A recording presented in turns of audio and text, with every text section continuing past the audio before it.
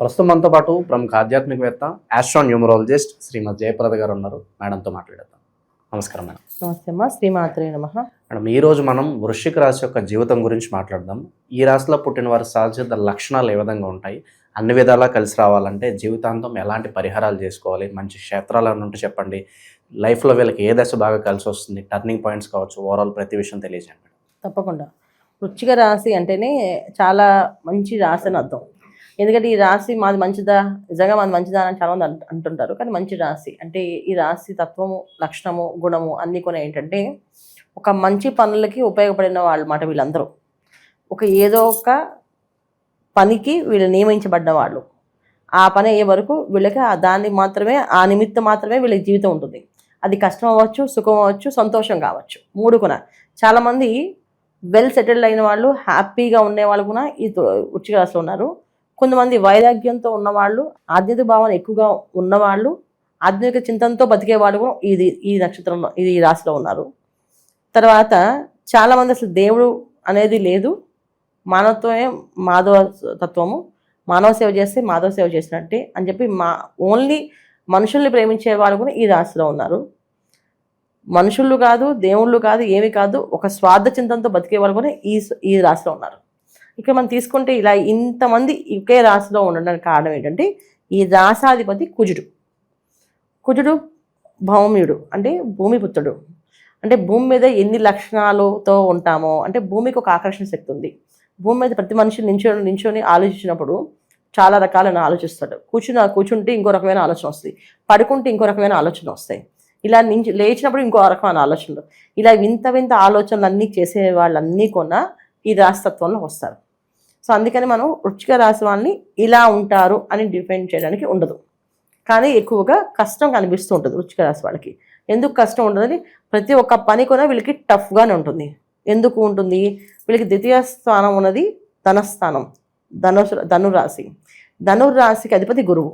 So గురువు ఎప్పుడు ఏంటంటే, గురువు అంటే మనకి ఏంటి, నేర్పించేవాడు. మనకి ఏది నేర్పించినా ఫస్ట్ తల్లి, తర్వాత తండ్రి, తర్వాత గురువు, ఉపాధ్యాయులు అంటే మనం అంటాం నేర్పించే గురువులు. వీళ్ళందరూ కూడా ఈ గురుతత్వం మీదే వస్తుంది.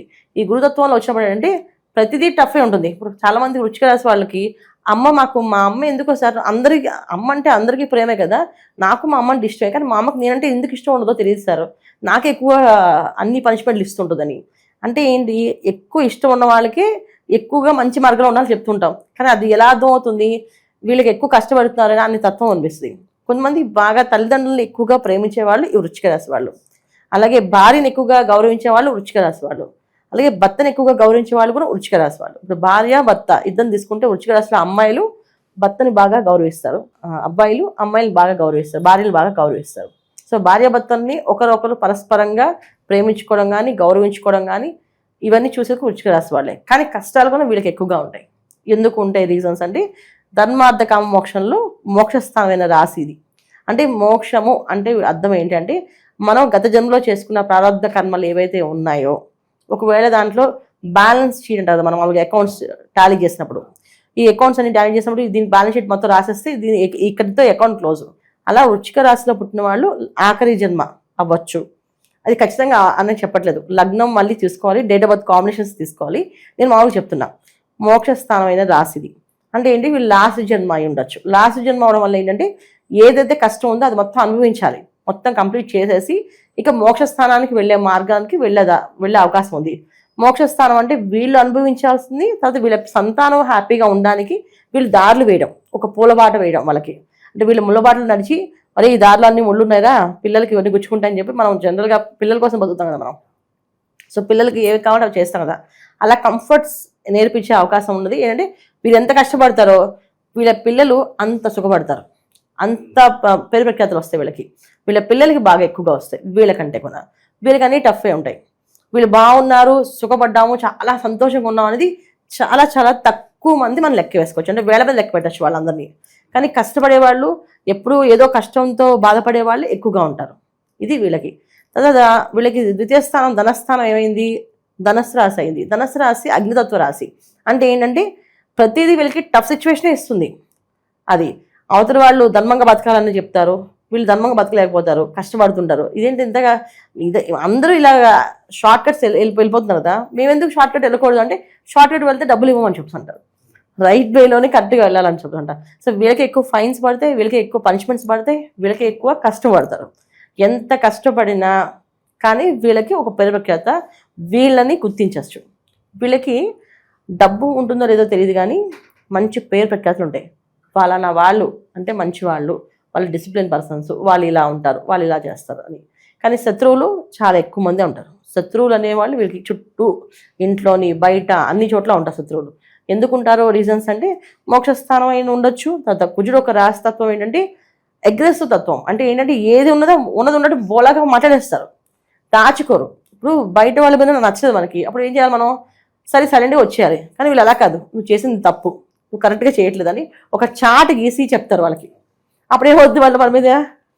ఇప్పుడు ఎవరైనా సరే నీ తప్పు అంటే ఒప్పుకోరు కదా, ఒప్పుకునే లక్ష్యమే లేదు. ఇది కలియుగం. కలియుగంలో ఏంటంటే మనిషి మాయలకి లొంగిపోతాం, మాయలకి తారాసపడతాం, మాయలతో బతకడానికి ఇష్టపడతాం. అంతేగాని నిజాయితీగా ఉండాలి, నీతి నియమాలతో ఉండాలి, ధర్మబద్ధమైన వ్యాపారాలు చేయాలంటే ఉండలేరు. ఒకవేళ ఉందామని ట్రై చేసి కష్టపడి ఇబ్బంది పడే వాళ్ళు కూడా దీంట్లో ఉంటారు. అలాగే ఈ వృశ్చిక రాశి వాళ్ళకి ఖచ్చితంగా శత్రువులు వీళ్ళు ఎక్కువ ఉంటారు, మొహమ్మద్ చెప్తారు. అందువల్ల వీళ్ళకి ఏం పేరు వస్తుంది, వీళ్ళు కోపిష్టులని, మొండి వాళ్ళని, మూర్ఖులని, అమ్మ వాళ్ళతో మనం మాట్లాడలేమండి, వాళ్ళు చెప్పామంటే మళ్ళీ మొదలుకు వస్తారు, గొడవ పెట్టుకుంటారు మనతో ఏకంగా, అవసరం లేదు వదిలేద్దాం, వాళ్ళ కష్టాలు పడినాయి అని చెప్పేసి. అంటే ఎదుటి వాళ్ళకి వాళ్ళ ప్రాబ్లమ్ సొల్యూషన్ తెలిసినా చెప్పరు. సో ఎందుకు వీళ్ళు ఇలా ముద్ర చేస్తారు, ఎందుకంటే వీళ్ళు ఉన్నట్టు మాట్లాడతారు. బోళతత్వం, ఒక బోళాశంకరుడు ఎలా ఉంటుందో అలా తత్వం వీళ్ళది. అంటే చిన్నపిల్ల మనస్తత్వము, మంచిగా వివరంగా చెప్తే తొందరగా జారి పడిపోతారు. ఎంత కోపం ఉన్నా అంత వేగంగా కరిగిపోతారు. ఏంటండి మీరు మమ్మల్ని అంటారా అని అన్నామని ఆగిపోతారు. అంటే ఎందుకు నేను అంత బాధ పెట్టాను వాళ్ళని అనే ఫీలింగ్, అంత బాధ కూడా వీళ్ళకి అనిపిస్తుంది. ఇన్ని విషయాలు తెలిసినా సరే వీళ్ళు అయినా సరే బయట సమాజంలో మూర్ఖుల కింద ముద్ర పడిపోయారు. ఎందుకు పడిపోయారంటే ఇలా ఉన్న విషయం ఉన్నట్టు చెప్పడం వల్ల, ఉన్నది ఉన్నట్టు చెప్తే ఎవరికి నచ్చదు ఈ రోజుల్లో. ఇది వీళ్ళు ఫస్ట్ నుంచి తత్వం. ఈ తత్వం వల్ల వీళ్ళకి కష్టాలు. ఇక ప్రొఫెషనల్గా ఎదగాలి అంటే వీళ్ళకి రాని విద్య ఉండదు, ఏ విద్య అయినా బ్రహ్మాండంగా చేస్తారు. వృశ్చిక రాశి వాళ్ళకి రాని విద్య అనేది ఏదీ లేదు. వాళ్ళు దేంట్లో ప్రావీణ్యం కావాలంటే దాన్ని సంపాదించుకోవాలి. ఏ రంగాల్లోకైనా చాలా నైపుణ్యం ఉంటుంది. అంటే చిన్న వ్యాపారమైనా పెద్ద వ్యాపారమైనా ఇందులో గోల్డ్ బిజినెస్ చేసేవాళ్ళు ఉన్నారు, తర్వాత ఫుడ్ బిజినెస్ చేసేవాళ్ళు ఉన్నారు, తర్వాత వ్యవసాయం చేసేవాళ్ళు ఉన్నారు, టీచర్గా పనిచేసే వాళ్ళు ఉన్నారు. ఒక టీచర్ అంటే స్టూడెంట్ని పరిపక్వంగా తీర్చిదిద్దుతారు. ఇంకా ఆ మాస్టర్ గారి పేరు జీవితాంతం గుర్తుపెట్టుకుంటారు స్టూడెంట్, అంత బాగా చెప్తారు. పాఠాలు చెప్పడంలో ముఖ్యంగా వీళ్ళు చాలా నిష్ణాతులు అని చెప్పచ్చు మనం. అంత గొప్ప వాళ్ళు వృశ్చిక రాశి వాళ్ళు. అలాగే ఏదైనా విషయాలను అడ్మిన్స్గా పనిచేస్తే ఆ ఆఫీస్లో నిజాయితీగా ఎవరిని ఒక రూపాయి తినకుండా పట్టుకొని వీళ్ళు పాటుపడి ఆ ఆఫీస్ని అభివృద్ధిలో తీసుకొస్తారు. వీళ్ళని అడ్మిన్స్గా పెట్టుకుంటే ఆఫీస్ మొత్తం అభివృద్ధిలోకి వచ్చినట్టే. ఇలాంటి లక్షణాలు అన్నీ ఉంటాయి. కానీ ప్రతిదీ ఉన్నట్టు ఎప్పుడు మాట్లాడితే శత్రువులుగా మారుతారు. ఇది వీళ్ళకున్న ప్రాబ్లం, ఇది వీళ్ళకున్న లక్షణం అనమాట. అది విషయం. జాబ్ చేయాలా, బిజినెస్ చేయాలా, ఏ రంగాల వైపు బాగుంటుంది, ఏ రంగాల్లో కాదు, ఎలా ఉండాలని తెలుస్తుంది. ఫస్ట్ ఆఫ్ ఆల్ ఒక మనిషి ఎలా ఉండాలని తెలిస్తే ఖచ్చితంగా మనం ఆ స్థాయికి వెళ్ళిపోతాం, మనం మంచి స్థాయికి. అదే వ్యాపారమా ఉద్యోగమా ఇవన్నీ మనకు అంటే ఇప్పుడు ఫైనాన్షియల్గా మనం చూసుకుంటాం కనుక వ్యాపారం చేయాలి, ఉద్యోగం చేయాలని. కానీ నిరంతరం కష్టజీవులు ఎవరైనా ఉన్నారంటే అది వృశ్చిక రాశి వాళ్ళే. వాళ్ళు డిపెండ్ అవ్వరు. చాలామంది 80 ఏళ్ళు 70 ఏళ్ళు, ఇప్పుడైతే 60 ఏళ్ళు అనుకోండి, ఒకప్పుడు అయితే 90 ఏళ్ళు 90 95 100 ఏళ్ళు ఉన్న వాళ్ళు వృశ్చిక రాశి వాళ్ళే. ఎక్కువ ఆయుధాయం ఉన్న వాళ్ళు కూడా వృశ్చిక రాశి వాళ్ళే. ఇప్పుడైతే మనం 60 తీసుకుందాం. ఈ 50 నుంచి 60 ఏళ్ళు వాళ్ళు చాలా డిపెండ్ అవ్వాలి కదా, వీళ్ళు డిపెండ్ అవ్వరు. కొడుకు ఒక మంచి సంపాదన, ఒక కలెక్టర్ ఉద్యోగం చేస్తాను అనుకోండి, తండ్రి ఒక బాండ్రోడ్ ఉద్యోగం చేస్తాను అనుకోండి, ఈ ఉద్యోగాన్ని చేసుకుంటాడు. ఈయన నా కొడుకు కలెక్టర్ కనుక నేను ఇది మానేస్తాను అనుకోడు. ఎందుకంటే డిపెండ్ అయ్యి రేపు నుంచి కొడుకు అడగాలి డబ్బులు, అది ఇష్టం ఉండదు వీళ్ళకి. వీడి సంపాదనతో వీళ్ళు ఎంజాయ్ చేయాలి, అది వీళ్ళ ఉద్దేశం.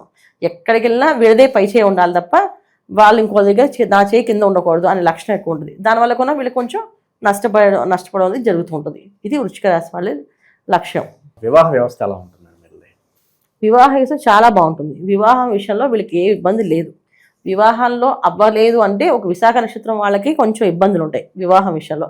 పెళ్ళి కాకపోవడము, పెళ్ళి ఆలస్యం అవ్వడం, ఒక పెళ్ళైనా నిలబడకపోవడము, కష్టపడడం అనేది కొంచెం ఈ నక్షత్రం వాళ్ళకి. అనురాధ నక్షత్రం 4 పాదాలు ఈ వృశ్చిక రాశిలో ఉంటాయి. తర్వాత మనకి విశాఖ నక్షత్రం 4వ పాదం ఈ వృశ్చిక రాశి ఉంటుంది. తర్వాత జ్యేష్ఠ 4 పాదాలు ఉంటాయి. ఈ జ్యేష్ఠ వాళ్ళకి లైఫ్లో సెటిల్మెంట్ అనేది కొంచెం లేట్గా అవుతుంది, వివాహం అని కొంచెం లేట్గా అవుతుంది. అనురాధ వాళ్ళకి మాత్రం అయిపోతుంది అన్ని. వివాహాలు అవుతాయి, దాంపత్య జీవితంకి ఇబ్బంది లేదు. దాంపత్య జీవితంలో మాకు ఇబ్బంది ఉందంటే అదేదో పర్సనల్ జాతకంలో ప్రాబ్లం ఉంది, అది చూడాలి.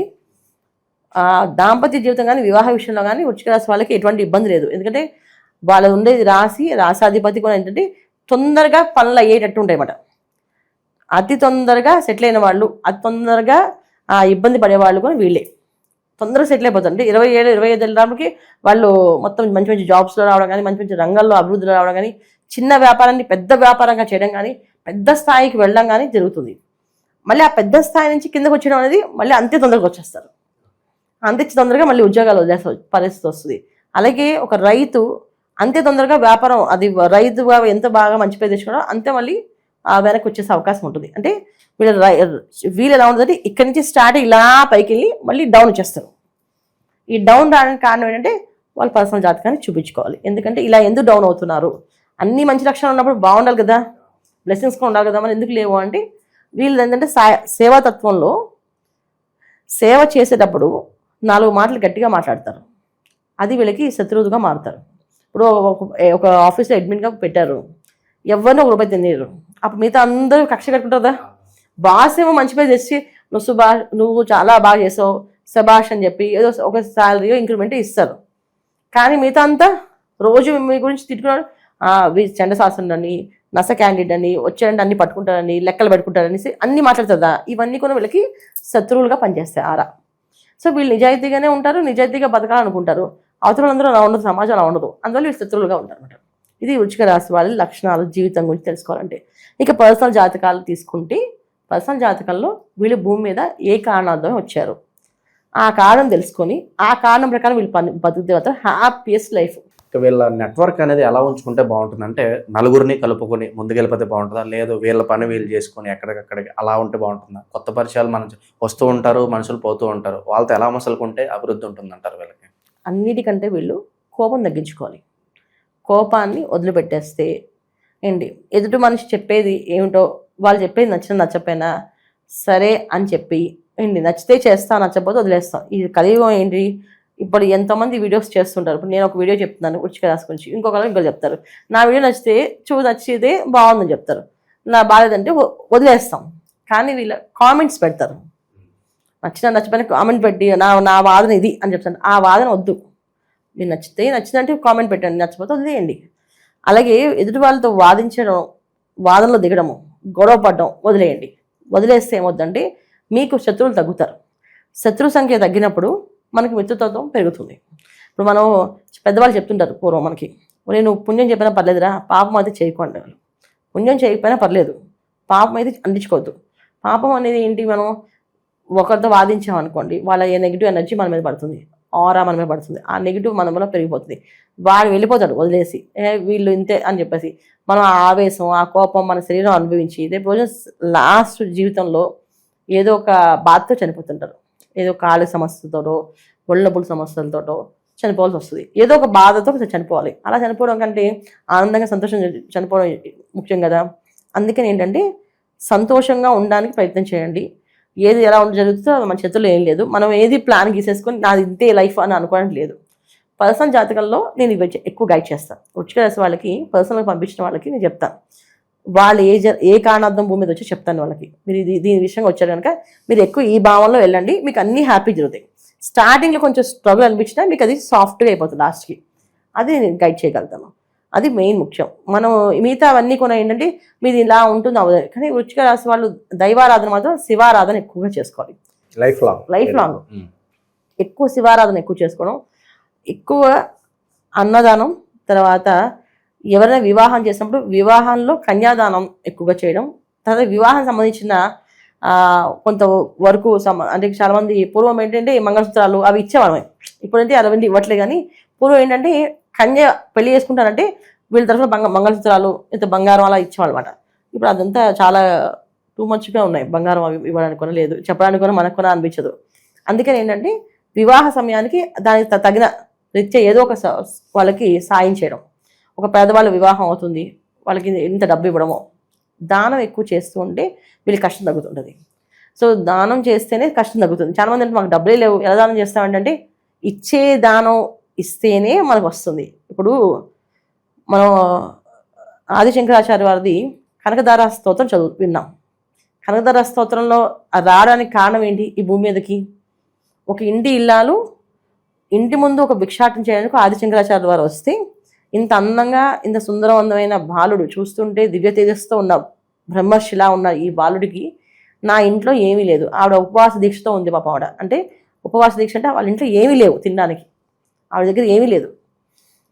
కానీ ఇంటి ముందు వచ్చిన భిక్షాటన చేసిన ఒక ఏదైనా ఇవ్వకుండా పంపిస్తే అది దోషం. అందుకని ఆవిడ ఏం చేస్తే ఇల్లంతా వెతుకుతుంది. ఏంటి ఆవిడ మరీ ఆకలితో తట్టుకోలేకపోతే పూర్వం ఏం చేస్తారు, బాగా ఆకలి వేస్తే ఏంటంటే ఉసిరికాయ తింటే దాని విటమిన్ సి అనమాట, బాడీలో ఎనర్జీ వస్తుంది. మళ్ళీ ఒక ఉసిరికాయ ఉంది ఆవిడ దగ్గర.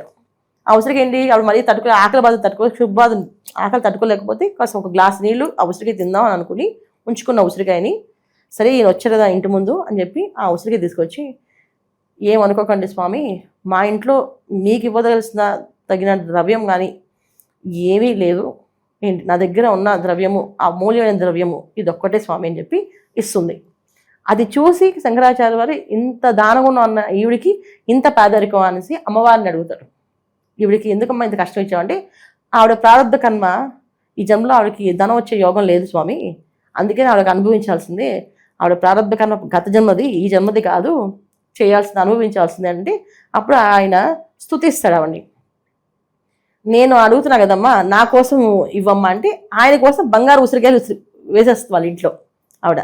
అది కనకధార స్తోత్రం. ఇవాళకి కనకధార స్తోత్రం చదివితే ఎవరికైనా ధనం లేదు అంటే ఆ స్తోత్రం చదివితే వాళ్ళకి ధనం వస్తుందని చెప్తారు. అంటే ఏంటి ఇక్కడ, మనం ఏదైనా మన దగ్గర ఉన్నది అమూల్యమైనది దానం చేస్తే మనకి వస్తుందని అర్థం. అంతేగాని మా దగ్గర ఉన్నప్పుడు చేస్తామంటే అది దానం కింద రాదు. నువ్వు ఉన్నది నువ్వు ఇస్తున్నావు, అది గొప్ప విషయం ఉంది. నీ దగ్గర లేనప్పుడు నీ దగ్గర 10 రూపాయలు ఉన్నాయి, ఆ 10 రూపాయలు నువ్వు దానం చేస్తావంటే భగవంతుడు నీకు 1000 రూపాయలు ఇస్తాడు. అందుకని ఈ 10 రూపాయలు ఉన్నాయి, ఈ 10 రూపాయలు ఇచ్చేసుకుని నాకెవడు ఇస్తాడు అని అనుకుంటే మాత్రం ఖచ్చితంగా రాదు. ఇలాంటి గుణాన్ని ఎక్కువగా చేస్తూ ఉండాలి దానం.